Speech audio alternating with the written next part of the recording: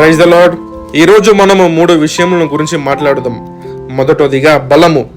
Ronnie Coleman అనే వ్యక్తి తన జీవితంలో ఏదైనా సాధించాలి అని ఆయనలో ఒక పట్టుదల పుట్టింది. అప్పుడు జిమ్, బాడీ బిల్డింగ్ చేద్దాం అని రోజు ఉదయం, మధ్యాహ్నము, రాత్రి అంతటా ఈ భూలోకంలో ఎవరికి ఉండని బలము, మంచి దేహము పొందుకున్నాడు. 8 సార్లు ఛాంపియన్, గోల్డ్ మెడలిస్ట్, ఉన్నతమైన అవార్డులు పొందుకున్నాడు. ఎంతో మంది అభిమానులను సంపాదించుకున్నాడు.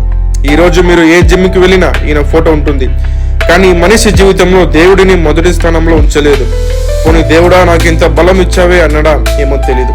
నా బలము నన్ను జయించేవాడు ఎవడు అని తనను తాను ప్రశ్నించుకున్నాడేమో.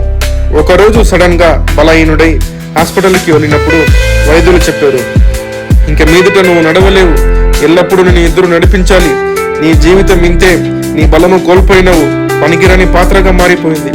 పరిశుద్ధ గ్రంథములో ఫిలిప్పీయులకు 4:13 నన్ను బలపరచువాని యందు నేను సమస్తము చేయగలను ఉంది. నా బలము కాదు, దేవుడా నీ బలము నాకు ప్రసాదించు అని ఆయన అడగాలి. రెండవదిగా జ్ఞానము.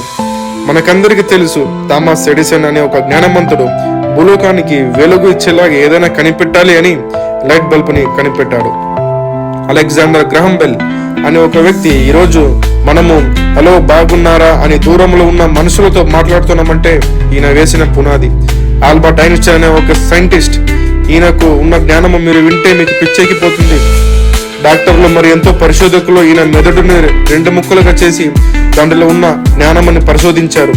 ఈ రోజు వీళ్ళ గురించి అన్ని చోట్లలో మరియు భూలోకంలో ఉన్నతమైన పుస్తకములో వీళ్ళ పేరు రాయబడి ఉంది. కానీ మీరు ఎంత జ్ఞానవంతులు కావచ్చు, మీ పేరులో అన్ని చోట్ల ఉండొచ్చు, కానీ ప్రకటన 20:15 ఎవరి పేరు జీవ గ్రంథం అనే పుస్తకము లేదో వారు పరలోకానికి చేరుట అసాధ్యము. మూడవదిగా ధనము.